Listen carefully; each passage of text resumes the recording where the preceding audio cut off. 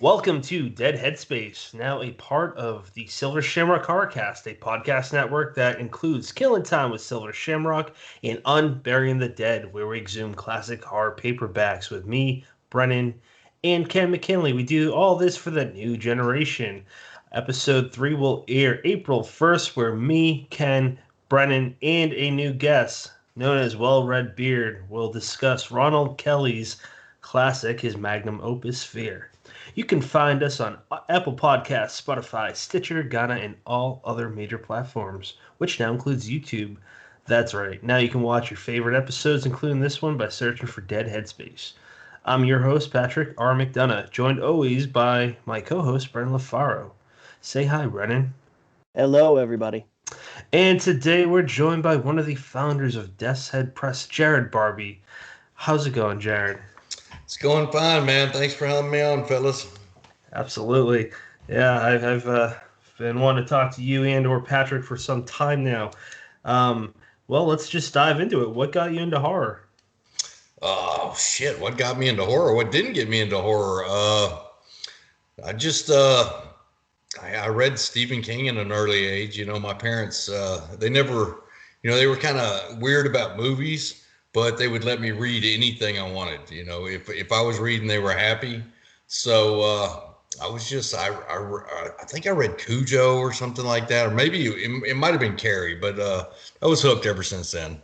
And then I got into Jack Ketchum, which pretty much got me into the more extreme end of the horror spectrum. So that's pretty much it. I knew it was for me. I loved horror movies. I would sneak around, watch what I could. And I think Motel Hell was my first horror movie. So it was all cool. And that was just it, man. I just dug it, just like anybody. So just dove in and couldn't get enough. Now, I'm always curious because we talk to a lot of people who have that same experience as you, where they're not allowed to watch kind of the gory horror movies when they're little, but as long as they're reading, they can get away with anything. So do you think it was more a matter of we're just happy you're reading and we don't care that, that clown just ripped that poor boy's arm off, or an ignorance is bliss? It's a book, so it can't be that bad. I think it was more the ignorance is bliss. They had no idea what I was reading. And it might have been a combo of both, because I'm a firm believer that as long as you're reading, you're improving your mind. You're exercising your brain, no matter if you're reading smut or, just whatever you're reading, as long as you're reading. So I think my parents kind of felt the same way, but they were also kind of glad that I wasn't out, running the roads. I was reading. So, Yeah, I could definitely agree with that point of view. Semi-related, I always will stick up when I hear somebody get ripped on for mispronouncing a word. I love that old adage, like, hey, if you're mispronouncing a word, it means that you learned it by reading. So you're improving your mind, no matter what you are, in fact, reading about, even if it is that, Ketchum extreme horror stuff. Correct. I'm a firm believer in it. I let my kids, I would try to keep them away from the X-rated stuff, and I would pay a little closer attention to what they were reading. But, as long as they're reading, I won't let them read any Death's Head Press books, but I will let them give them to their teachers, but they haven't took me up on that offer yet. So, but yeah, I'm a firm believer. As long as you're reading, you're improving. I'm curious what your first experience with Jack Ketchum was, man. Oh man, I think it was The Girl Next Door, or it's been a while back. It could have actually been damn, what is it? I drew a blank. The cannibal one. Off season. Yeah. Why couldn't I think of that? I wanted to say The Offspring. I don't know why, but yeah, Off Season. And from there it just progressed, and then I started reading some Wrath James White. I started progressively getting more and more gore, more extreme. And it strikes a note in me, I'm in tune with it. Soothes the savage beast per se, so. Yeah. The very first episode Brandon and I recorded last year was our first experience with Jack Ketchum when we thought we were going to have a round table every now and then, but that didn't work out well. And we dove into The Girl Next Door. I had a couple friends that were like, that's probably a little bit too much for your first one. I'm like, that's why I want to do it. Right.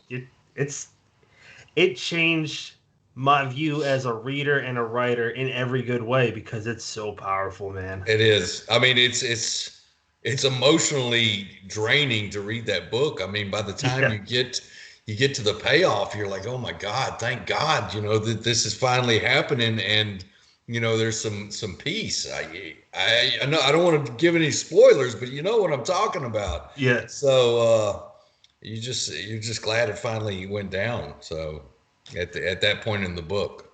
Brian, you got anything else on this subject, or can we move on to something that I want to dive into Death's Head Press? No, go right on ahead. So for those that don't know, potential buyers or readers, tell us a little bit about Death's Head Press. How'd you get started? Well, we got started one day. I mean, I don't know. I got a wild hair up my ass, and I wanted an anthology based on the Book of Revelation, and there wasn't one out there. So I was like, you know what, Self, why don't you just, you've been a fan, you're on Facebook with some of these authors. Why not just reach out to them and make your own book? So Patrick and I were friends on several other groups on Facebook. So I mentioned it to him, said, hey, you want to write a story for this? I know you're an author. And he's like, well, are you a legit press? Well, I mean, what are you doing? You're just like trying to put this book together? I was like, yeah, I mean, that is kind of what I'm doing. He said, well, you really need to be a legit press, So I was like, oh, well. So I came up with the name Death's Head Press off the top of my head. And I told him to hold on a minute. And I really just went online and made Death's Head Press LLC. And I was like, hey, man, I just made this LLC. I'm Death's Head Press. So we got a legit company. Do you want to be partners in it? And he was like, well, we don't know what the hell we're doing. And I'm like, nope. So we just started it. I mean, and we took a bunch of shitty bookmarks and stickers and a banner to KillerCon 2018 and just basically accosted every author that we saw. And Hell Followed came out of it. And really the press started up to make that book. And then we went on from there. And just to be clear, for those that don't know, he's not talking about me. He's talking about his partner, Patrick C. Harrison. Oh, yeah. Yeah, Patrick C. Harrison. My partner in crime. Good dude, good author, all around good guy. So, and that's what we've been winging it ever since. And we've gotten lucky. Purely as a spectator, it's been, well, that's not true. I've submitted once before, and I want to get to that later because it was a very good experience. But speaking as both of those, I've loved watching you guys grow. Like, you guys have gone from that anthology, which I was going to bring up because the artwork is really neat. Plus, you got a great table of contents, just a few names, Ralph James White, Jeff Strand, Sisters of Slaughter, and then Wally Young, a few other, Kristen Morgan. That's a hell of a way to start out the gate, man. It was strong. We go big or go home was our attitude when we came out with that, and worked out for us, I don't know Patrick off social media, so he's probably just like he is on there as you are, but I always see him with the same type of hat, smoking a cigar. That guy loves his cigar. Oh man, he loves his cigar, he loves his whiskey, and he loves that cheese cutter that he wears all the time, So to each his own, man. I'm baseball cap. I've still got my work clothes on here. I mean, we're basically just two normal dudes, man, which most everybody in this industry, in this indie horror game, are just normal people, very approachable. And that's what helped us get started, really, is because everybody is approachable. Yeah. When I've always been in love with documentaries, behind the scenes of movies and interviews, and Stephen King, I watched every one I could find online. And he was talking about how most authors are not like him, and I didn't get it because the only authors I knew at that time before the indie scene was the ones I see in bookstores or grocery stores. I'm like, well, what do you mean? They are probably making lots of money, and yeah, now I'm aware. And now you know the truth. It sucks. The ugly truth. The margins are very small. So yeah, it's really odd. And then you guys moved to Dig Two Graves, Volume 1 and 2. Wasn't that your second anthology? I believe it was our second anthology. It was like a 2-volume set because we had a hard time saying no. And so we just had this glut of stories and they were all pretty damn good. So we just decided to make two volumes of the same anthology, which some of the stories were nominated for the Splatter Punk that year, the same year that And Hell Followed won the Splatter Punk for anthology of the year. So, which was a surprise, first out of the gate, and we won the Splatter Punk. It was a pretty good year.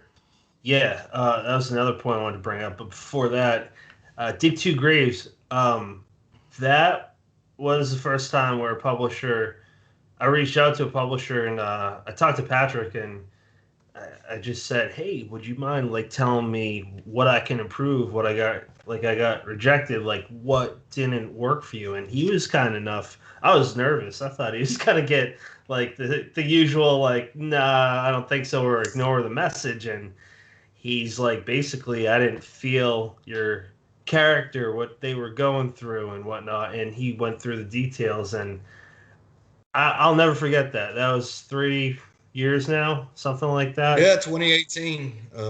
4 years ago. Yeah. So it's stuff like that. Authors, this conversation comes up a lot with me and some of my friends, but I'll forget the publishers, and I know the ins and outs of like you can't respond to everyone, but because of him doing that, because of how communicative you are, I don't forget that, and I don't think other people do either. That's probably why for these past few years you guys have really kicked some serious ass. So that brings me to the Splatter Pug Awards. You guys are always nominated in multiple categories. Yeah, this year. This is only the second year we've been really eligible. But we were pretty dominant last year. You know, as far as nominations, we had a lot of stuff nominated. We won one. Which was more than we expected. But this year we've got 8 nominations altogether for not for the press, but for the authors. We didn't put out any anthologies last year, I don't believe, so we're not eligible. But a lot of our work is, and Patrick on his own is eligible for one for something he put out. So it's going to be a good year. I mean, we're up against some stiff competition this year. You got Triana in there, who's always killing it. Christine Morgan, Janine Pipe is in there this year. And Samantha with True Crime. That's going to be a tough one to beat. So we'll see how it shakes out. But yeah, we're pretty surprised that the public's really digging what we're doing. So it's humbling. Yeah, what was that off the top of my head? One of his, because Trion has, or maybe I said that wrong, but he's got 2 titles in there. One of them was something Boatman. Riverman, gone to see the Riverman. That's it, Riverman. Yeah, I've heard nothing but there's so many good books. I wish I could read them all, but that was one of them. I gotta read that, man. Dude, that is a great book. I mean, and really, that's my odds-on favorite to win in that category. You know, I'd love to see Magpie Coffin win by Wiley Young because it's a great book as well. But Gone to See the Riverman is a really great book, and I think the other one is They All Died Screaming, which I have not had a chance to read yet. So definitely some stiff competition, and just being nominated is an honor enough for us. I'd like to see our authors win, So. Yeah. And just a shout out to like Ronald Kelly. He's somehow never won an award ever. And he has his collection, Essential 6 stuff out this year. So that'd be really neat if he could win one too. Yeah, I've seen that one around. I don't know if it's in the nomination, or did it just come out in 2021? 2020 it came out with Silver Shamrock. Oh, okay. So if it didn't get the nomination list this year, it's not going to make it in the Splatter Punks because it's got to be the year. So Oh, I think it made it. In Oh, the did collections. it? Yeah. Okay, Yep. great. Brennan, do you want to lead into the Splatter Westerns or a different direction? Well, first off, I wanted to touch on the Splatter Punk Awards. You gave full credit to your authors. You say you got 8 nominations, but it's on them. But I mean, a lot of credit has to go towards kind of cultivating what Death's Head puts out. So I'm curious if you could talk to that a little bit. Once you start out with the anthologies, but once you start releasing novels, how do you decide what a Death's Head press release is? Oh, that's a tough one.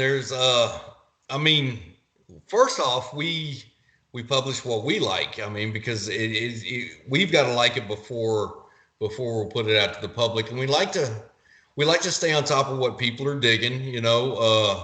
We know what authors that we have now and that we want, who's writing stuff that's a little cutting edge, a little different than what's been put out there. So I mean, that's what we look for. It's something a little different, and just good writing. Really, I mean, it could be anyone. We when we first came out, we were doing open submissions, but I mean, as a 2-man operation, you just get swamped.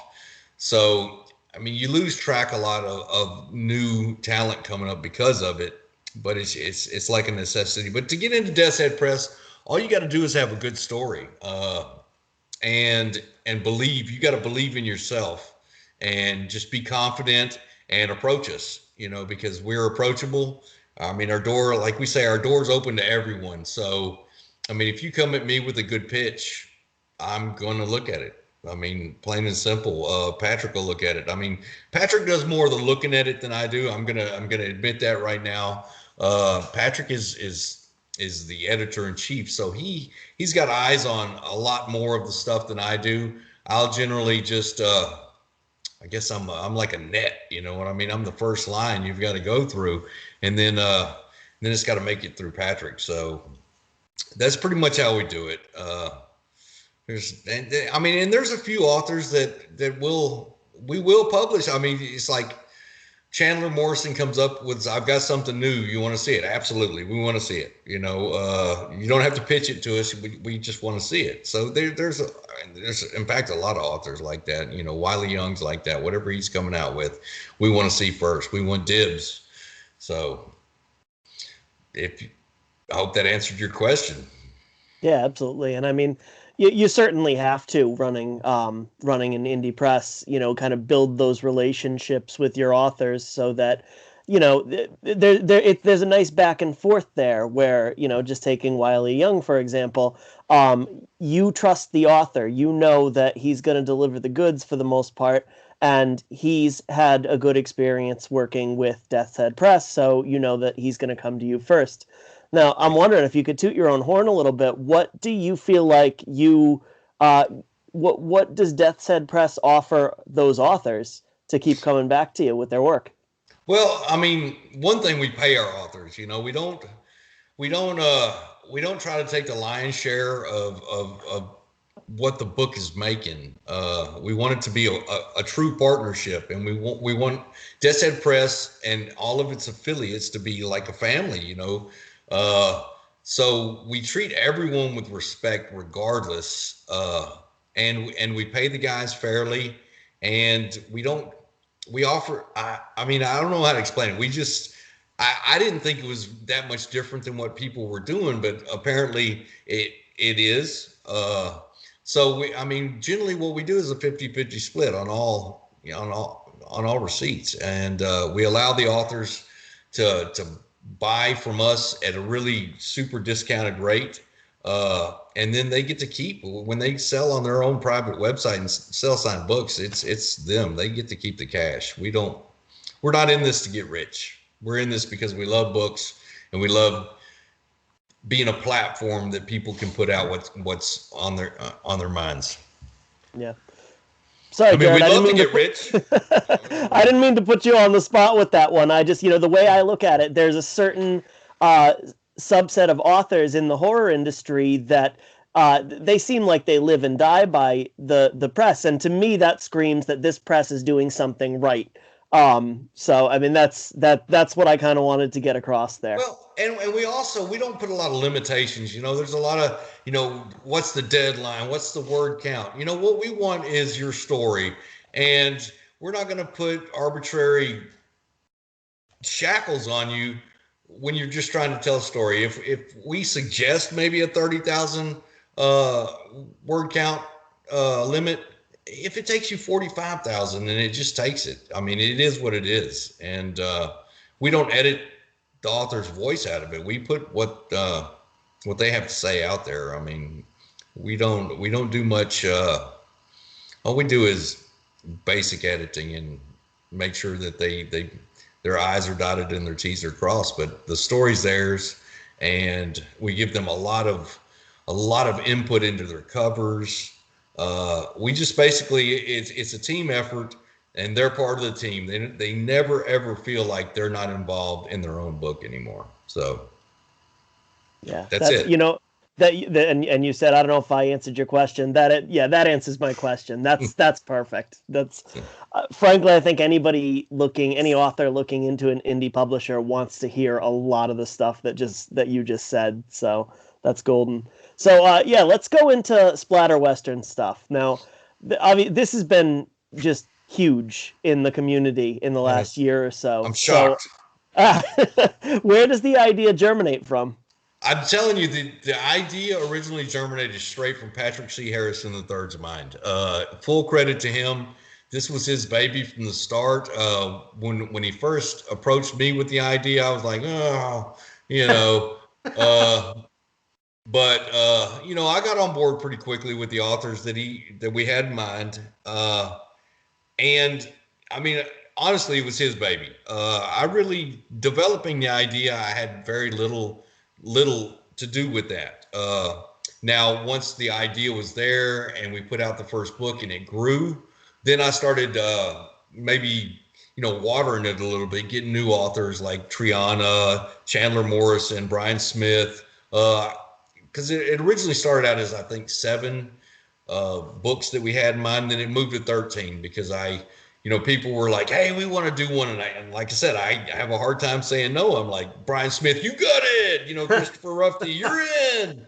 So it quickly grew. It grew. So there's 13 in this first round, which we're, calling season 1 of the Splatter Western, because we got a whole nother series going to be starting up pretty soon after this one's over with. But we're going to have a lot more diversity in the second season. We're going to have Haley Piper's doing one.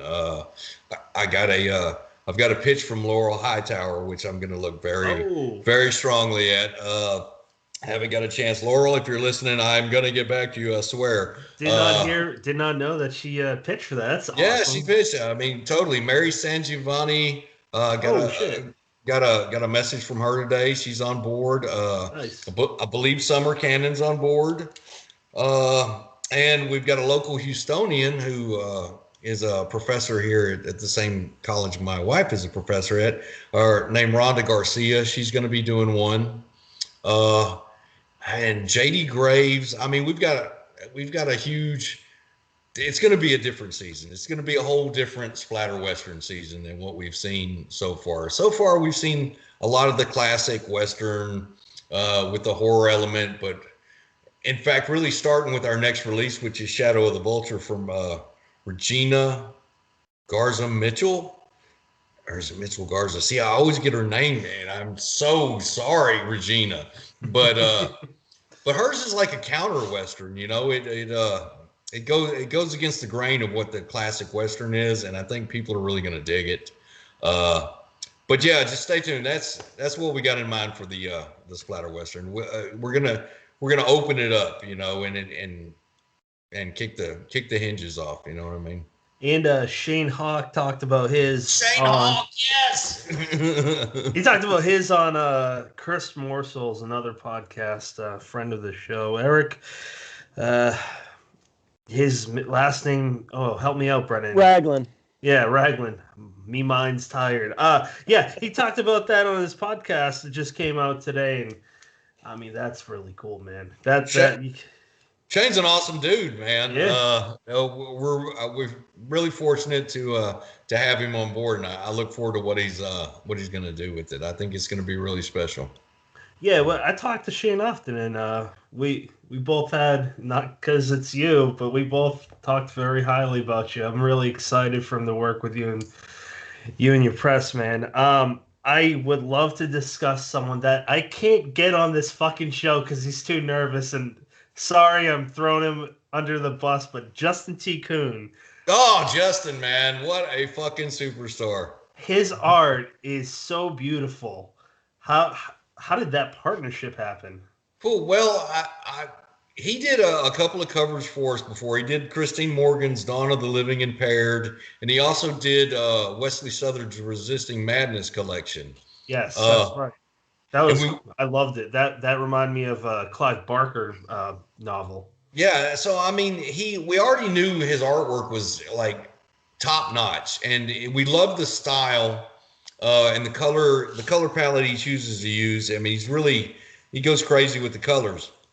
But and we wanted these westerns to be collectible, so we wanted the same artist for every cover. So there was some consistency there. We didn't want the same cover every time, but we wanted consistency in it. You know, we didn't want to do a digital and then do a hand. We wanted everything. We're really a stickler for covers, and we that's one thing we won't cut any corners on is our covers. We believe that we want to bring back the art in cover, you know. So Justin is the epitome of professional when it comes to art, and we trusted him, and he hasn't let us down. I mean, the Shadow, I kind of put a sneak peek of Shadow of the Vulture up on Facebook and Twitter today, and it just keeps getting better and better. So, but he and he signed on board for the second season, really. So we're going to keep the consistency of the covers throughout the whole series. So that's how he got on board. We just said, hey, you want to do this? And he's like, yeah, man, I want to do this. So we're like, let's do this, and so we're doing it. So that's so cool. Brandon, you got any words to say about this? Yeah, I was just gonna say, echo the same thing. Like not even just the cover reveals, but kind of the build up where we get like a little bit of the artwork revealed, and then the colored artwork, and then the full cover. Like it's an event. And I mean, like cover reveals have kind of become mini events in their own nowadays, with the Twitterverse. But this is something else. And yeah, I don't know. Maybe it's because that we've now seen eight of them, and 8.5 if you want to include Regina Garza Mitchell's. But it's you can't imagine anybody else kind of putting their stamp on the covers like Justin has. Right. Holy shit! I just checked out the cover. Is that badass? Yeah, that's the Mexican flag too, isn't it? Well, I mean, I don't think there's any yellow in the Mexican flag. I think it's white. Yeah, but it is white. Yeah, I think it's white, red, and green. Yeah. But I think that he was given that's the vibe. Okay. For the cover. But yeah, I mean, in that blood at the bottom, it's just really that makes it pop. And in a hardcover, these covers look twice as good. I mean, they look all right. They look all right on the cheap Amazon paperbacks, but when Thunderstorm puts their twist on it, here, let me get one here. I mean, just take this. I mean, I don't know if you can see it, but it's like, no, that's cool. It's like next level type shit. And Justin, man, I mean, I'm hoping, and we talked about it today, me and Justin. I said, if you keep up with these covers, you won't have time to breathe, man. You're gonna have so many commissions that you won't have time to do it. He's like, I'm already there, bro. I'm booked up for 1.5 years. And I was like, that's awesome, that is awesome. But don't forget about our covers. But that's awesome. So yeah, I mean, he's just he was the right choice. Did you ever think that you get an artist like that on the regular basis? Hell no. I mean, when we started off, we were doing digital covers because I mean they're cost effective. And then it just gets to a point where you just want your books to stand out. And I don't think, and now don't get me wrong, digital artists are doing great things with covers. I mean, they're doing a lot of, but nothing to me says that you care about this book more than getting a good cover for it. So, like I said, we won't cut corners there. We've got two cover artists we use a lot, and that's Justin T. Coons and Daniela Bathsheba. And both of them, they never let us down. Like, one of my favorite covers is the cover for Dead Inside. I think that is a really awesome cover. And of course, all the splatter westerns. But they're just in a league of their own. So, I mean, we're not turning back. Did she do Until the Sun as well? No, I think Alex McVeigh did that. Oh, okay, that's why. Oh, well, Ronald Kelly that's one of his guys, so I'm very familiar with him. But I really like that cover. Really like that book too. Yeah, Until the Sun is I mean, it's an awesome book. It's very underrated. It's not one of our best sellers, and I can't understand why. There's been a really big resurgence of Dead Inside, because we released Dead Inside, it's been almost a year now, but it's just now coming into its own, and it's because of these reviewers going on YouTube and stuff. I don't know if you've watched some of these hilarious, basically what amounts to a negative review of it. But it is just selling the shit out of these books, because horror fiends, once they hear something's too extreme for somebody to read, that is what they want to read, So, and I'm telling you, Dead Inside is one of my favorite books, because it's there's so many layers to it. I mean, you got this extreme gore, of course, and you've got the scene that all the bizarro, but deep down, it's a love story. And it's a story about the morality of people, and society in general. And once you get past all that gore and everything, and you dig into the story, man, Chandler just knows how to do it. So I don't know how to ask this question, and if I'm phrasing this all fucky, just let me know. You and Patrick, and this is only a compliment, I got to preface that. You guys are of the mindset of the generation. I guess you guys would be the same generation of like Richard Shizmar and Keen. I don't know. Wait, Keen's probably older. Yeah, Keen's definitely older. Keen's my age. He's only a couple of years older than me. I'll be 50 this year. So I'd like to move on to trigger warnings and such. I know that some people have really strong feelings about them. They make good arguments. Other people aren't for them. You and Patrick don't have them, and not only that, you guys know what you want with your books, and I know you guys are very observant with what's going on and what people like, but you guys have a vision. You guys work well together. I'm curious with trigger warnings and such, with your what's the word I'm looking for, with how you approach your books.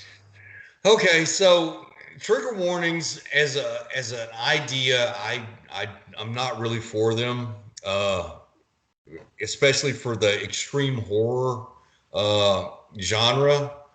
And we had actually a panel on this on Tuesday, where this was the main topic. And now, I saying that I don't agree with trigger warnings does not mean that I'm blind or deaf to the fact that there are people out there that may be triggered by this. So, we'll drop, if you pay attention to social media, we'll be like, hey, there's this, and this. I mean, we won't, but I think a lot of trigger warnings are going to give away your plots, especially in extreme horror. If you're like, well, there's going to be some rape in here, and, this, and this. Well, in this type of book, you may be giving away too much. And then, and also, like I told the panel, a lot of people want to feel what is in that book. They kind of are going into it for the triggers. I'm one of those people. I mean, I want to feel whether it's, you can always have a positive reaction to a negative emotion. And and that's what I go for is the positive in reaction to negative stimuli. And I think that's what that does. I mean, if you spend your time just worried about, if you try to avoid all the bad, you're going to miss something really beautiful. Another thing that I have against trigger warnings is I think that when I read a book, and I try to put myself in everybody's position when I try to think of everybody, but I want an emotional connection with a book, and if I'm reading these trigger warnings, I'm spending all my emotional capital just worried about these trigger warnings. And by the time if you decide you want to read the book, you're kind of spent, your emotions, you already know what you're going to feel. So, I mean, that's kind of where I'm at on it. I mean, I do, when I put it out to reviewers, I let them know, so they're not blindsided by it. I mean, I'll let them know what's in the book. There's never going to be trigger warnings on the outside of our books or anything. It's never going to happen. And I apologize to anybody that they do trigger, but it's not going to change how we do things. Yeah, and see, that's what I like a lot of things about you and Patrick, but I like that about you guys, where I'm just, going to be very blunt. There are certain groups that like to read books for the reason we do, which is for the joy of it. There's others that have different reasons. There's another kind that just read to seem to get offended. And that's typically the Karens, or the ones that they act like everything's black and white. There's no nuance with anything, and everything's a war. And when companies cave with those types of people, it just, no one wins. So I'm glad that, not that you guys are in any dispute with anyone, but I'm glad that you guys stick to your guns. Right. I mean, there's no reason to cave, because we're not doing anything wrong. We're just not pandering to a limited group that have a problem with it. I mean, if there was a huge outcry, we might listen to it. I mean, we wouldn't change what we're doing. We may acknowledge the fact that we screwed up, or that we might have treaded on, where we shouldn't have, but we won't take it back, and we won't change it in the future. I mean, that's just the way it is. I mean, and there's always going to be somebody offended or not liking what you put out. You have to go into it knowing that, and just have just be ready to deal with it. I mean, if you're gonna, it's sort of like, if you're gonna do the crime, you better be prepared to do the time. We're prepared to do that. I mean, we do sympathize with people who are easily triggered by this stuff, but if they're that easily triggered, then maybe they're reading the wrong stuff. Yeah. I just saw today online for this article about how the current generation, there's certain Gen Zs that are upset with Eminem and want him canceled, and how that's what Eminem has thrived on since day one. That's what he does. He's Eminem. And the specific song was with Rihanna, where he's in the role of a abusive relationship, and that's the point of it. You know what? I'm not going to quote or paraphrase, but Sina Pelayo was talking about this, where not every character is relatable. Hell, one of the first novel that I attempted to write was influenced on the Devil's Rejects, and the Firefly family are horrible people. Horrible. But you still kind of root for them. At least I did. Maybe it's just me. Well, even if when you have reprehensible characters, and what people don't realize is that even if you want to see that character die, you're making a connection with that character. So you want to keep reading that book just so you can see them die. Yeah. So that's one of those, negative, stimuli, turning it into a positive thing. I mean, because you're sticking with that book because you really want to see this character die. So I believe in that. I believe if that's why you're reading my book, then read it. I mean, and then sometimes you might get surprised and the bad guy does not die at the end. So anyway. I want to ask you, what books would you recommend? Because for me, I mean, I've kind of looked and asked around for extreme / splatterpunk. Like, I already read The Girl Next Door. I felt bad saying this at first that I loved it. I don't give a fuck anymore. I forget who said that, but I fucking love that book. It's one of my favorites. It's great. It's one of my favorites. It's on my top 3. And I got Peaceable Kingdoms and Read by Ketchum too. So I don't have enough time to read books I don't want to read in my free time anymore. Right. So they're up there. But the other one I have is Jeff Gonzalez's Survivor. And awesome book. Is that... Yes. Okay, I recommend that. That is a good book. And then the other one is True Crime, and that was one of my favorites last year. True Crime was outstanding. I just got the audiobook, so I'm gonna listen to it because I do love my audiobooks. I think it adds a new dimension if you've got a good narrator to the book. I mean, you've already read it, so you basically know, but then you can listen to the nuances of the book and really dig into it, especially while you're driving to work. So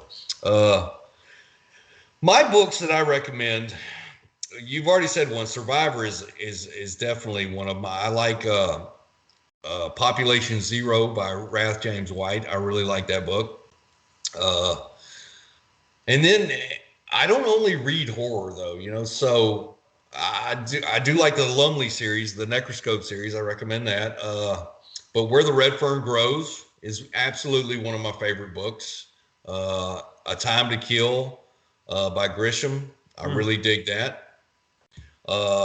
And then I'm into these Vince Flynn. He's dead now, but he wrote this series of like a CIA assassin. I really like those books. It's the Mitch Rapp series. Any of those are good if you like that espionage type CIA covert operations stuff. Sort of like a Joe Ledger from Mayberry, but only a lot more badass.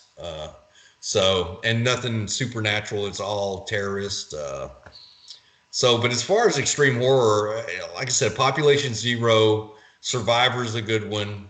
I have to say, if you want extreme, go with Dead Inside. You'll never be the same. But if you read the book, go into it with an open mind and don't just pay attention to the gore. It's only there to draw you in.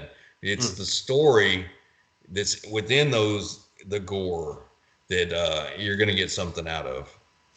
Fantastic. I'm gonna throw 2 books that aren't horror, but they star 2 Texan boys. The first one is American Sniper.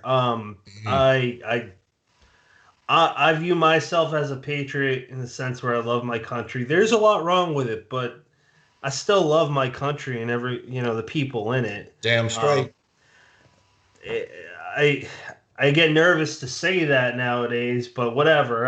I fucking love my country, man. And that was really, if you're into that sort of thing, that was a great book. I mean, he's on record of sniping more than anyone else. Chris Kyle is a badass. I mean, he is a true American badass. You know what I mean? He gave up a lot to fight for our country, and American Sniper is an excellent book. Excellent movie too. The movie wasn't quite as good as the book. Now there's another one, and I forgot the name of it again because I'm stupid at times.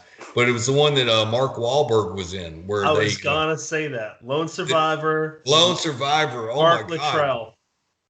Yes, that was one of the best wartime movies. I was in the Army. I was in 1st Ranger Battalion way back in the day.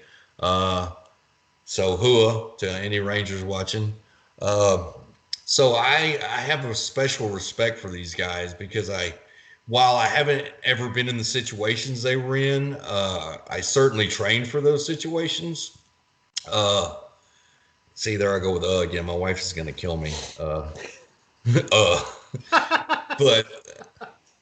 But the God damn it! No, I can't say now. Every time I say it, it's just blaring. But I train for those, and I have a lot of respect for soldiers and seamen, sailors, Coast Guard, Air Force, all of them.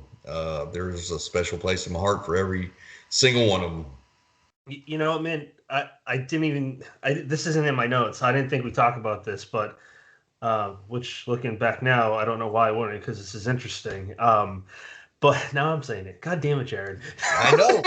My wife, I never would have even noticed. The Lone Survivor, just real quick, bullet point notes on them. I haven't seen the movie of either. I've only read, because I wanted to read the books first, but then I always read over watching a movie unless I'm with my wife and we're just having dinner, then we'll watch a movie. But Lone Survivor is real interesting, and that could absolutely, with a few tweaks, be a horror or extreme horror, military horror, and absolutely, it's just so fascinating because the only reason why he was a lone survivor is because of how his leaders would have, the higher ups would have been berated by people that don't know any fucking thing about what those types of Navy SEALs do. Like, yeah, it's ugly. Yeah, it's terrible stuff. And they're worried about the PR because of a bunch of douchebags that probably have never served. I haven't. But I would never want to know what a Navy SEAL does if they don't want to tell me. And I'm not certainly going to raise hell about it. So and that's a good example of really, it speaks on a lot of things. And I mean, it can speak on a lot of things with horror. It can speak on a lot of things with video games. You know, how in the 90s, in the early 90s, which led to the rating system, how people were outraged and saying that's why there's all these horrible violent acts. But I'm getting off the tracks. Let's pull it back to horror. I don't know where I segue from here, so Brennan, why don't you help me out, buddy? Oh my God, you just ran in circles for half an hour. I don't know where the hell you were, were going in the first place. You went down the rabbit hole with that one. But then you fished yourself back out. I went down my own rabbit hole, and it's a scary place. Please help me. But I get what you're saying, and you're right. I sound like a madman. It's the government, man. You found the stock answer for when Patrick goes down the rabbit hole. I get what you're saying, and you're right. Now let's move on. I feel better about myself. Thanks, Jarod. So. Okay, awkward silence. I thought Brennan was going to take us away. Right, I thought he was going to segue. Actually, I want to kind of I want to touch on the back to the trigger warning thing, unless Patrick has another rabbit hole to dive into. No, I'm going to shut the fuck up for the rest of the episode. I was just going to say, and I can't for the life of me remember exactly what it said, but I remember a post coming out of Death's Head Press months ago relating to the exact topic about how the books didn't have them. They were unapologetic, but however the post was paraphrased, it was like, but we care, we want you to know that, we're not out to get you. We're not out to jump from behind a tree and, here's some shocking shit. And, I think you guys definitely, to a degree, even just the fact that you pull up the Death's Head Press Twitter and it lists you as extreme horror, like, to me, that's almost a trigger warning in itself. It's saying that if you have trauma and you know that there's certain stuff that's going to set you off, that you almost need to do a little bit more research into it before you read. And that, the way you run the press is if somebody sends you a message and says, geez, I'm just not sure this book is for me, you're not going to reply by telling them to get fucked. You'll talk them through it. Yes, it is, or no, maybe you should check out this one instead. Right. So, I mean, there's more ways to kind of care about your reader than just printing something in big, bold letters on the front page. Absolutely. And it's about being available to explain things like that. And we are available anytime somebody has a question like that. I readily put my email address out there. Patrick does too. And if anyone ever has a question, it's the same way we treat the audience at a convention. People will be handling our books. We'll ask them, what do you like and what do you not like? And they'll let us know. I say, maybe that's not the book for you. Maybe you don't want to start with Dead Inside if this is your first extreme read. Maybe you want to start a little lighter and work your way up into it. So, and like you said, we do care. We do listen. But I mean, it's a balancing act. We're always available if you need us. That's all I can say. If you're questioning it, Jarod at deathsheadpress.com. I'm always available, and I will answer you back. Now, with that balancing act, do you ever feel, I don't know, maybe extra pressure to really pour a lot of some extra time into like the back cover copy or the synopsis that goes on Amazon so that it does kind of give that reader anything else? Nope. Okay. Nope. We certainly don't. We kind of lean on the authors to do the back cover copy. We don't come up with that. We want them to they've lived with this book inside their mind for no telling how long. So they're the ones that can best describe it. I mean, so we let them, I mean, if we did have one book that, the back cover mentioned rape. We were like, that's probably not the best thing to put on the cover description, so let's kind of make it sexual deviance, so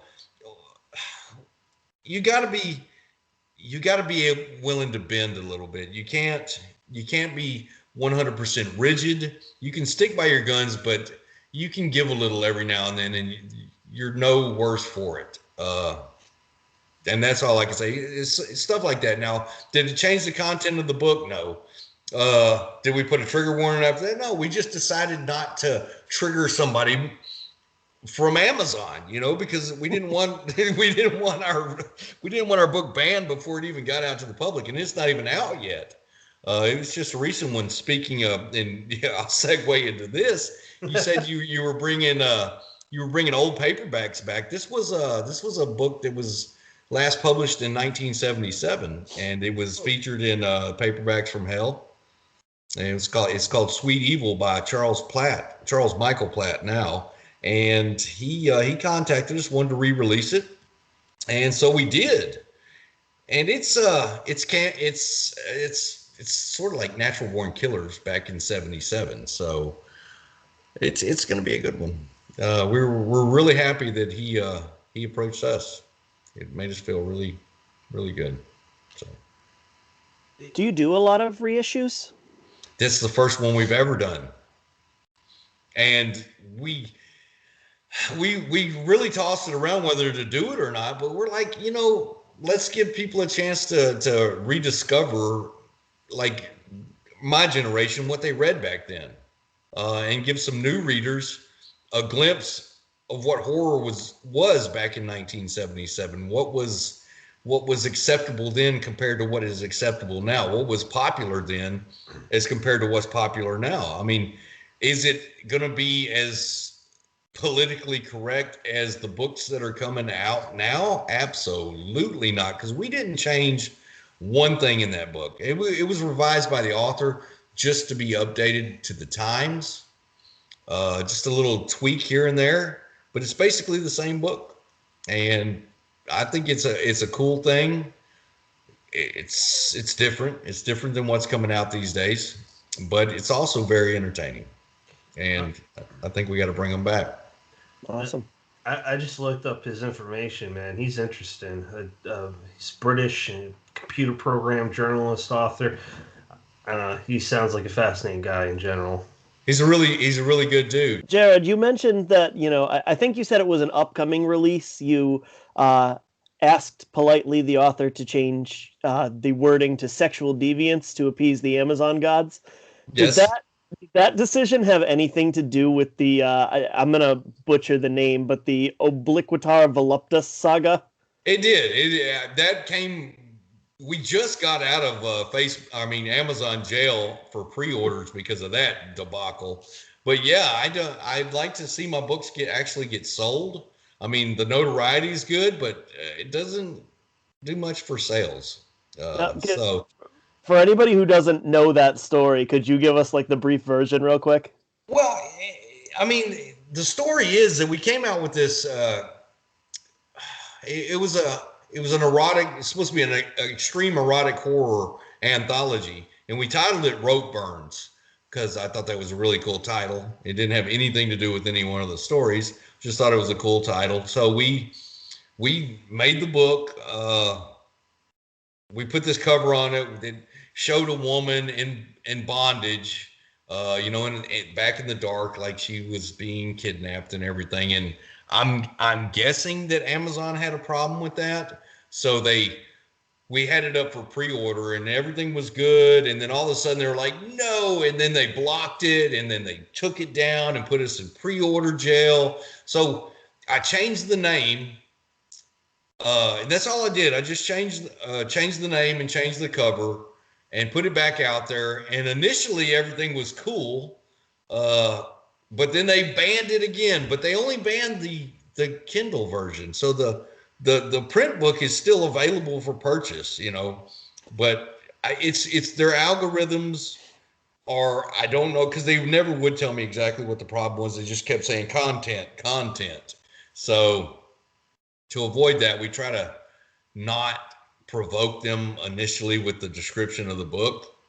So that's it. I mean, and now that book is banned forever in an ebook for some reason, but you can buy it all day long in a paperback.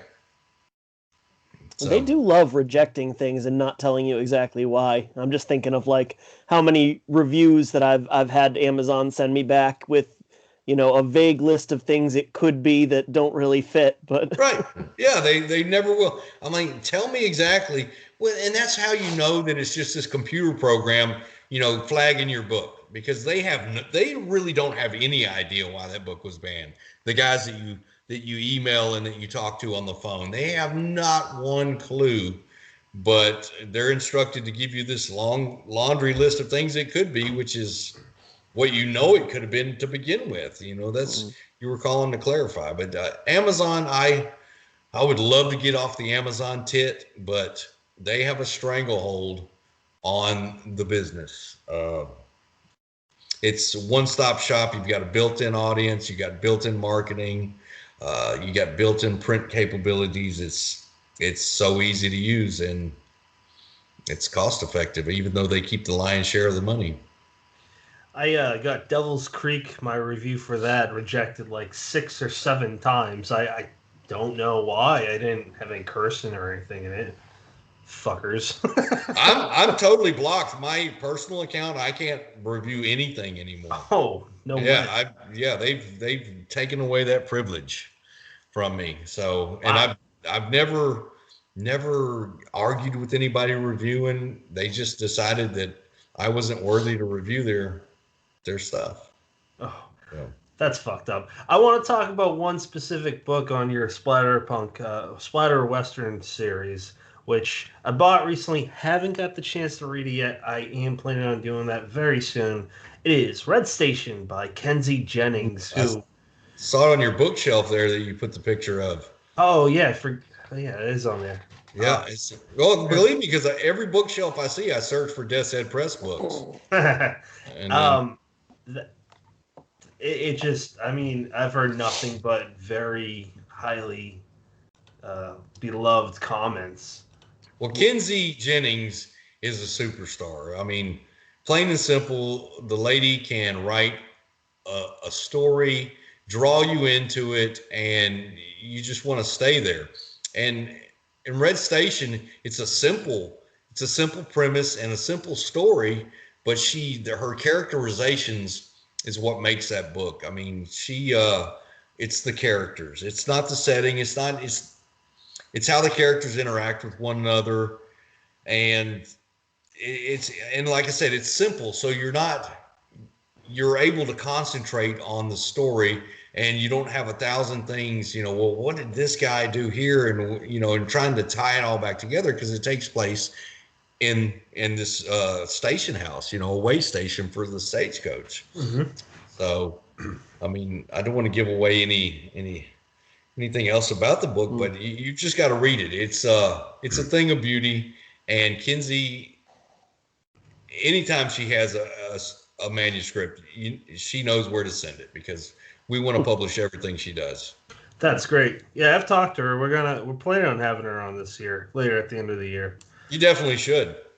She's one hell of an author. Very nice person too. Oh, I was going to say I would totally agree with that assessment too.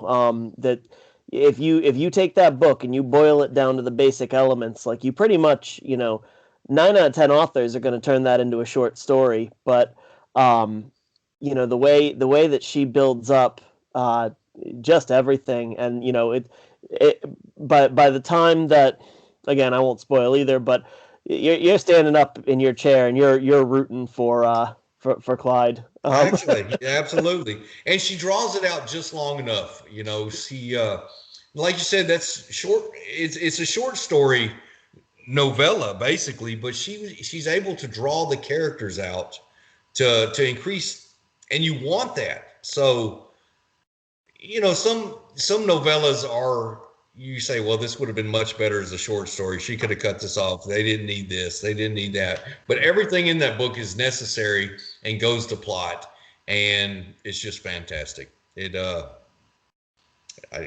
don't even know what else to say. I mean, she knows what she's doing, and she does it well, and she brings you right into the station house, and you are rooting for Clyde. Now, you've talked about what you do look for in authors. And the reason why I like covering this with publishers or editors is you never know who's listening. It could be someone that is just looking for tips. I'm thinking if I was 8 years ago listening to podcasts, I want to know what to do and more importantly, what not to do. So what are like some red flags that you would say, that kind of isn't what I want in my authors? Well, as far as authors, I mean, you've got to really watch your personality. I mean, some people are naturally, they have this sort of a personality, but you have to be always respectful. Don't be a pompous asshole. Don't be afraid to approach and to ask questions. Don't be timid, but don't be too aggressive. Don't tell me that I need to publish your work because that's for me to decide. But let me know that what you've got to put out is worthy of my attention. But don't be an arrogant jerk about it, And then if we do decide not to use it, there's nothing saying that we won't look at some of your work in the future. So don't try to come at us like, well, you're just stupid for not publishing this, and we're so much better than so and so that you've got published. I mean, that'll get you on the blacklist with us real quick. Just be original, be yourself, and respect the craft, and respect the fact that it's a process, and you're not going to win every time, but you also are not going to lose every time. You just got to have the stones to keep plodding away. Like I said, just because you have one story or one novel rejected doesn't mean the next one that you come up with, even with us, if we rejected one of yours, the next one might be the one we go for. Don't be scared. Life's too short not to put yourself out there, and don't take rejections personal, because they're not personal. And I don't know what else to say. Just be yourself. Just be a human. Just be like, hey, I wrote this. I think it's great. I would love it if you read it too. And 9 times out of 10, if you're talking to me, I'll be like, look, send it my way. I can't tell you when I'm going to read it. But when I do, I'll give you the feedback that you're looking for about it, what we liked about it, what we didn't like about it. And then feel free that if we liked it enough to say, revise this, and this, send it back to us. Just be yourself, be honest. don't plagiarize people, because we can spot that a mile away. And don't do the same old, do something different, like think outside the box, and that's all you have to do, really, and you'll be a success. If you keep plugging away at it and it's something you really want to do, you're going to see some level of success. You may not be the next Stephen King, but you're going to be something, and you're going to write something that you're going to be proud of. And everything we publish, we're proud of, and we want the authors to be proud of it too. So yeah, I guess that's the downfall with our technology, where you can respond instantaneously before your brain even processes all the information, the branches it might travel. I've been a victim of it too. We all have, but absolutely. I've seen other authors where they just, they might say stuff about publishers or whatever, and the lessons I learned early on were big publishers, potential agents, potential editors, potential authors who, like, for example, I've been friends with Matt Wilderson for like a year now or whatever, and he invited me to an anthology he's doing. He invited the people he's friends with that haven't gotten many shots yet, and if I was a dick to him, he probably wouldn't even remember me. It's a good reminder that you should always be on guard that someone's that you may want to work with is paying attention to what you're doing. Yeah, you don't have to kiss anybody's ass. Definitely do not kiss anybody's ass, and don't sell yourself out to publish with a certain person. But like I said, don't be a rude dickhead, because there's some rude dickheads out there. Yeah, man. But Matt Williston's a great guy. We've got one of his books coming out here really soon, Melancholia. Hey, can you talk a little bit about that? I cannot talk a little bit about that at this moment. Damn it. Thought I'd get it out of you. Okay. No, we're saving that one. But it's dark. It's not what you would call extreme horror. So it's something different than what we've been putting out. So he's a really great author, and when people like Brian Keenan, Mary San Giovanni have really kind of things to say about his writing. They don't just say that.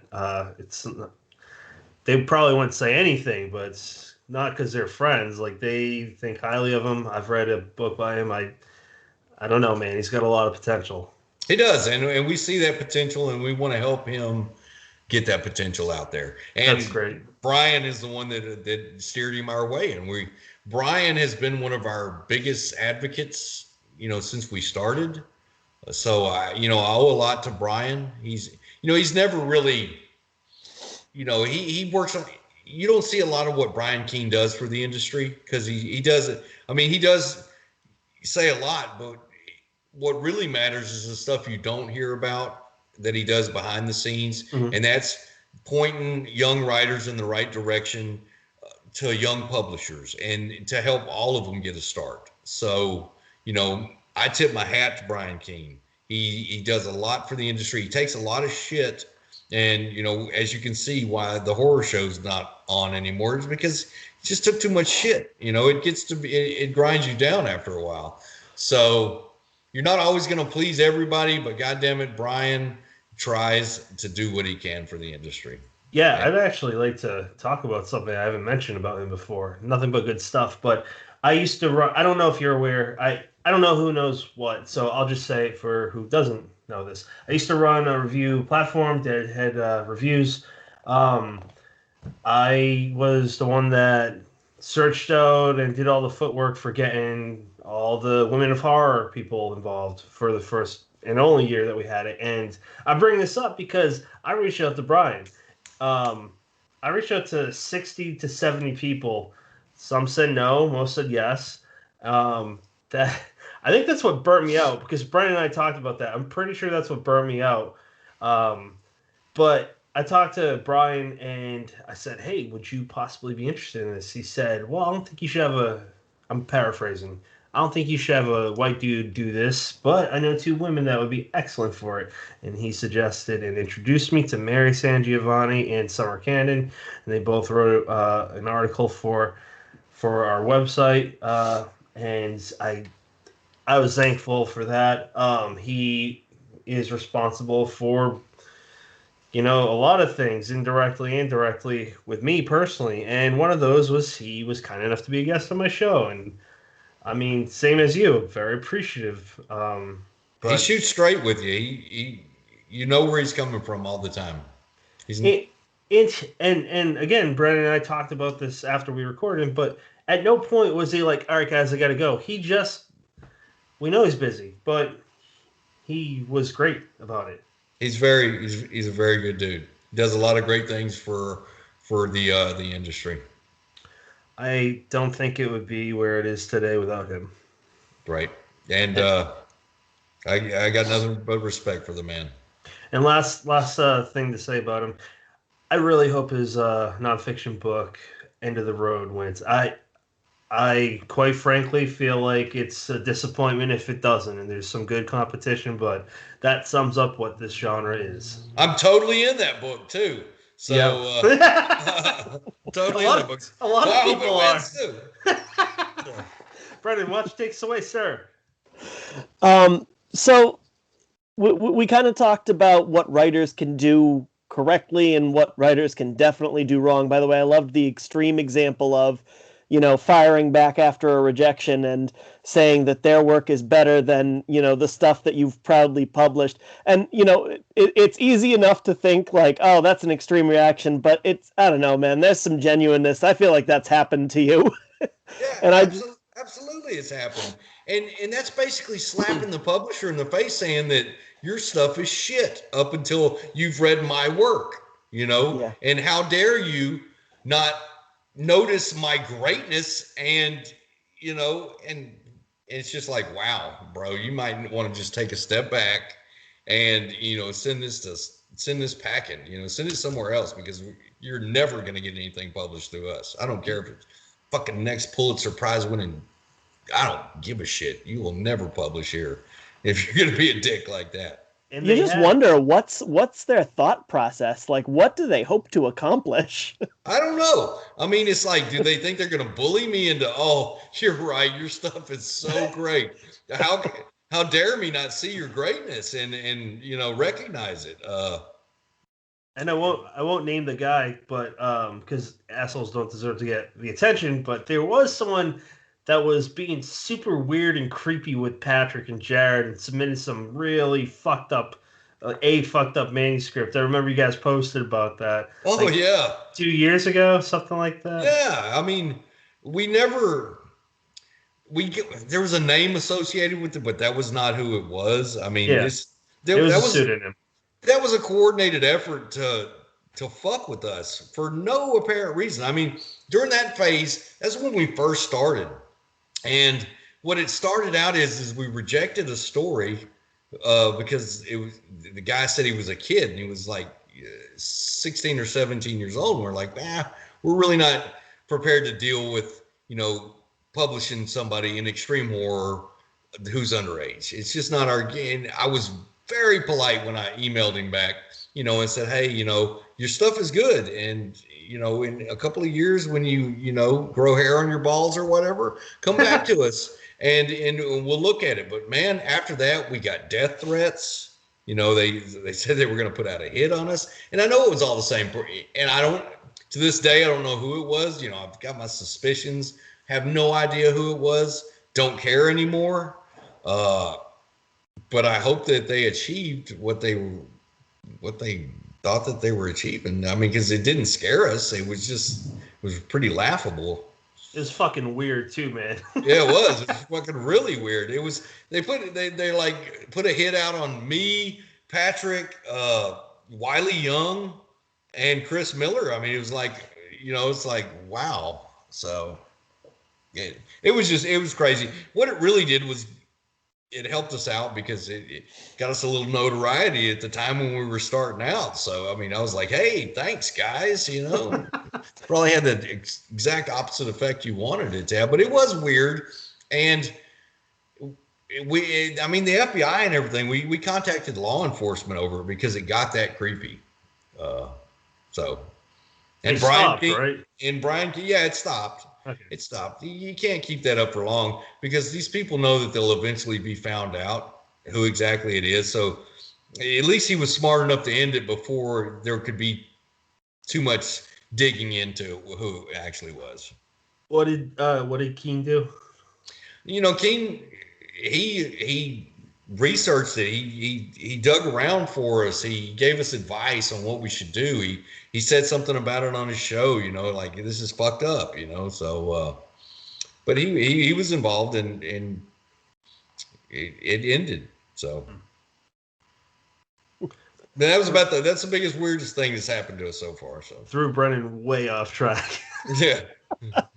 No, I just like the idea of, kind of in that same vein of like a frustrated author who receives a rejection going on a tangent about how, everything that you have proudly published is shit. Like I'm imagining this person thinking they're completely fucking with you, just getting absolutely laughed at. And that's definitely not the reaction they were looking for. No, I mean, you just roll with it. Yep. So, where I wanted to go after that was, in addition to potential authors, what advice would you give for somebody who is looking to start their own indie press? Ooh, first off, do anything else but start your own indie press. No, man, just if you want to start publishing, I mean, study what another press is doing, and somebody who's doing it right, who people pay attention to what people say about that press, and seek advice. If you don't know something, ask. This industry, everybody has this idea that we're all feuding and presses are against each other, trying to outdo. And it's not like that at all. We all talk, we all share.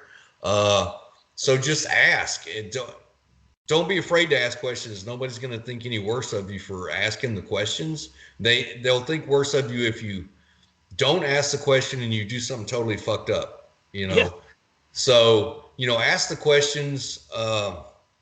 If you want to publish certain people, don't be afraid to approach them. Bring some money. Don't think that you're going to start this press and people are going to want to write for you for exposure, because that's not fair to your press that you want to start or to the authors that you're talking to. And if there are any authors of any caliber, they'll see you coming a mile away, and chances are they'll tell you no. But if you even come with it doesn't have to be a huge amount of money, but show them that you've got to have skin in this game too. It's not that you're in it with them. It's not just I'm gonna exploit your work for my gain. You're in it with them. You've got something. You're offering something. You want something in return, and just do it. Don't be scared to make mistakes, because you're gonna make plenty of them. But learn from your mistakes and try not to repeat them. And treat the authors with respect, because they are the reason that you are there. Treat your fans with respect, because they're the ones that are going to keep you there. Anybody can start a press, but not everybody can keep a press running. There's a lot that are here one day and gone the next, and it's just a matter of treating everybody like you want to be treated and how you would expect to be treated. Yeah. I think it's, you're not the first person I've heard say that the presses are all, and the people who run the presses are all so good about supporting each other that it's not a competition. And that's such a cool thing to hear echoed over and over, that sense of community. Mm-hmm. I mean, there is competition, but it's friendly competition, And when one press wins this award, you don't resent them. You're happy for them, because it's like, wow. And then you want to be them, and then you work that much harder to emulate everyone else. So it's everybody lifting everybody up. I mean, it doesn't always. You're going to have your hiccups every once in a while, but for the most part, everybody works to lift the whole industry up, the whole genre, because we're such a niche genre, and and we need every advantage we can. So there's no sense that we're fighting amongst ourselves, talking shit or anything like that, because it just doesn't have, it doesn't need to happen, and it doesn't happen. Save that for I don't know. There's plenty of drama out there, and we don't need to add to it. Right. So let's jump to what are you reading right now, Jarod? I'm not reading anything right now. I did get this little jewel in. A fan of ours made a deal. It's called I can't even pronounce it, but it's by Brian Keene and John Urbancic. It's a little hardcover, but that's what I'm going to be reading. Mm-hmm. Nemesia. I don't even know. See, when you don't know how to pronounce something, you shouldn't try, because I'm probably totally fucking it up. But that's what I'm going to be reading, and I'm also, as usual, reading manuscripts. Mm-hmm. I have to admit that since I started the publishing, the reading for pleasure has taken a backseat.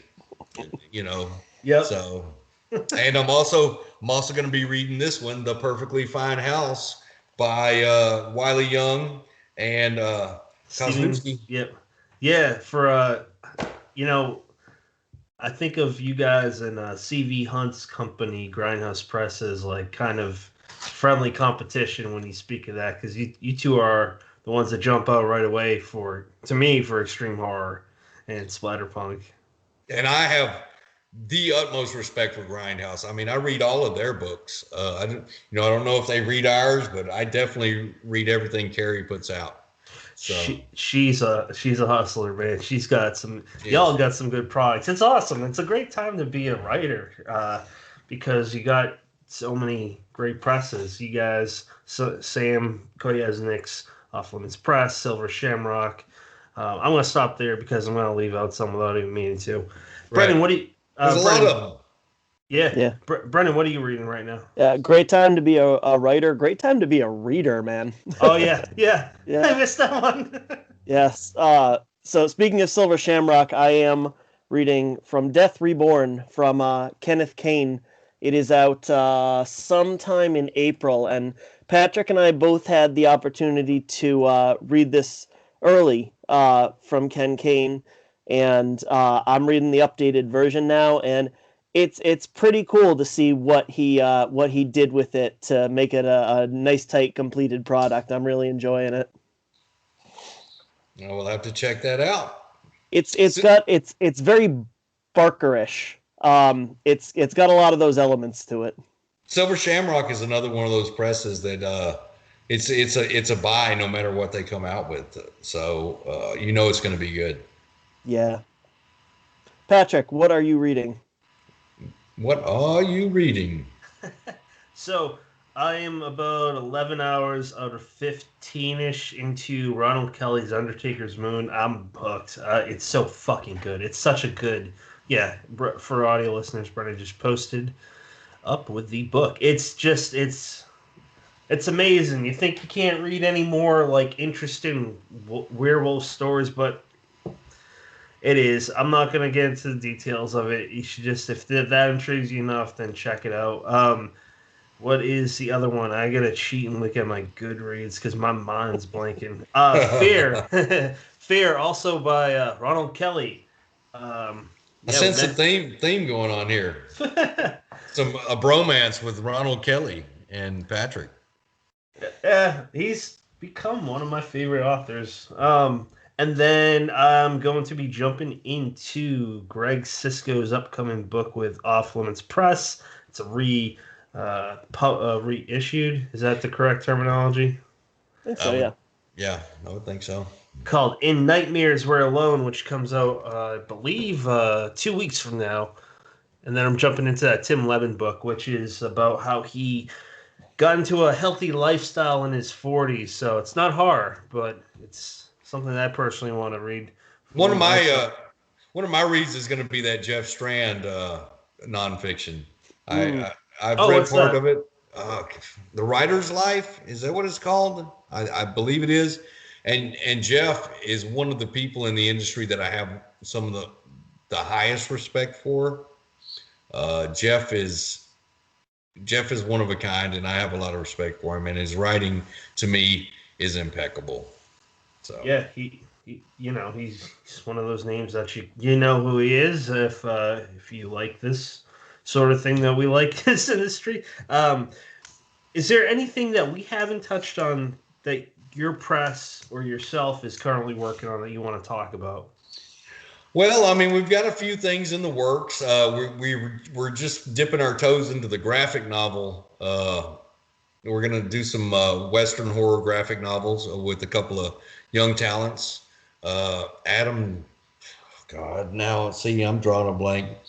Vincente, shit. See, I'm going to have to look at those.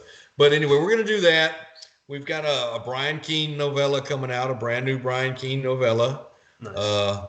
Then we've got the Matt Wilderson. We've, of course, got the reissue of Sweet Evil by Charles Michael Platt. I believe we got got a bunch of more splatter westerns coming. Oh, let me see. Christopher Triana has. We've got a crime thriller that I've got the manuscript that we've signed a contract on. And The Devil Cried. It's going to be a real emotional roller coaster for anybody who reads it. And let's see, what else? What else? Jesus, man, that's a lot. I mean, we're booked up until 2022 sometime, and I keep on saying yes, I will look at that. So, I mean, there's just no telling what might happen. I have a King Diamond tribute anthology that I've had the stories for about a year.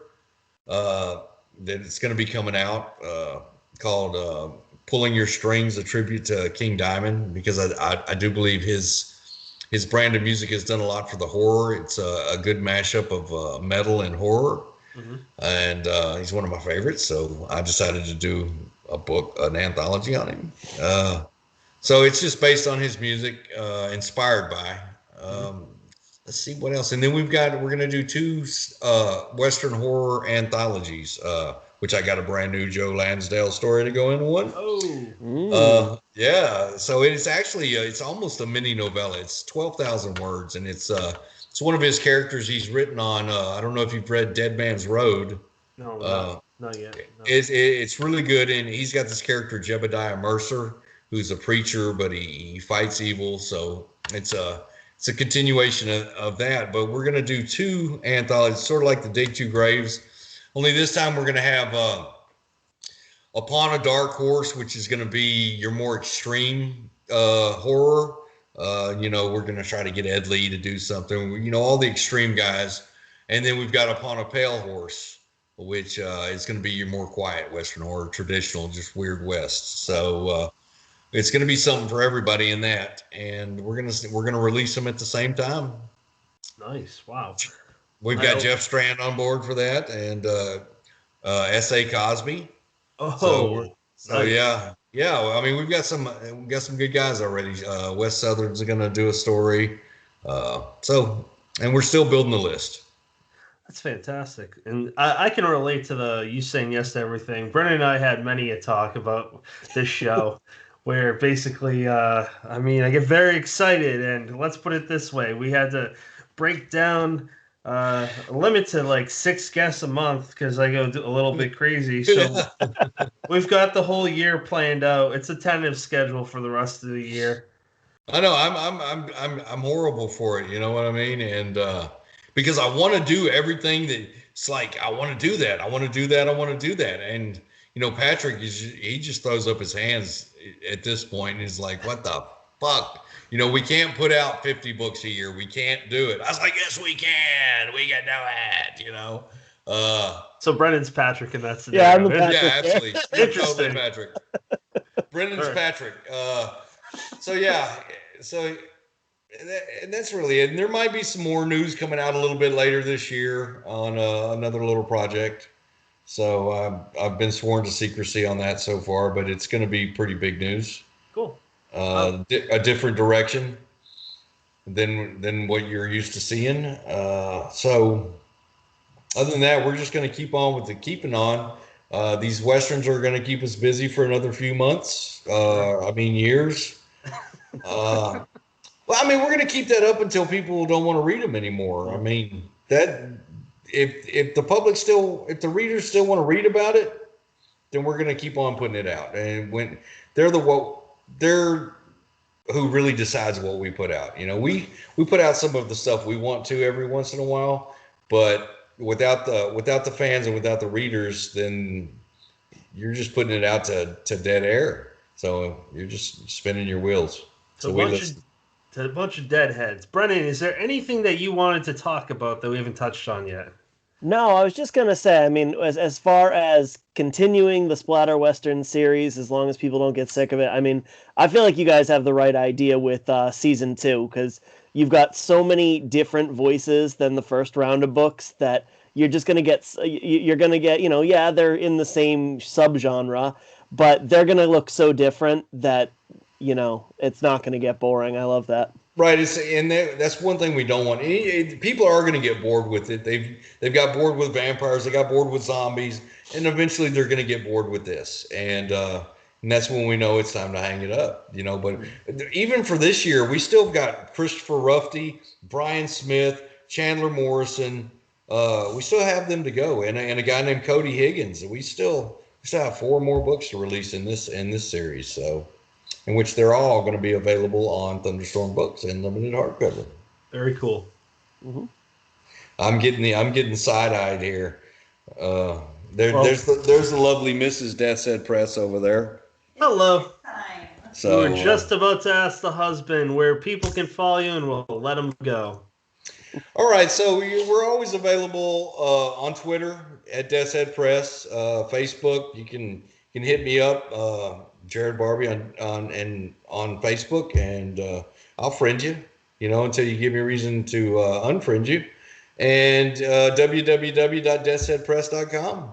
And don't fuck up like I did. It's JARODBARBEE. Right, or Patrick C. Harrison III. You can check him out at pc3horror.com, and I'm sure there's some links that can direct you to Death's Head Press. So. Find those in the show notes. And do not be scared to approach us. We are very approachable dudes, and we try to answer every email. So we want to hear what's on your mind. So, you know, drop me a line. Let me know. That's fantastic. And for those that enjoyed this episode, next Monday we will be talking with Ellen Datlow. Stay tuned for that. Jarod, thank you for joining us for almost 2 hours. And Brennan, as usual, thank you, sir. And to all our listeners, we appreciate you spending time with us, bringing us wherever you brought us. Maybe it's somewhere extreme. I don't know. Jarod is probably into that. I probably will be into it, yes. I'm really looking forward to this Datlow interview. She's a lady I have a lot of respect for. I've read everything she's ever put out. So she's the anthology editor, man. She's one of the greatest editors. She is. Right. I don't know why she's coming on this show. Dude, you guys have had some spectacular guests. I mean, my hat's off to you. Y'all have brought the heat. So, we got some interesting guests for the rest of season 2. So we're not going to spoil that. Stay tuned. You might find out sooner than later. Have a good one, everyone. Later.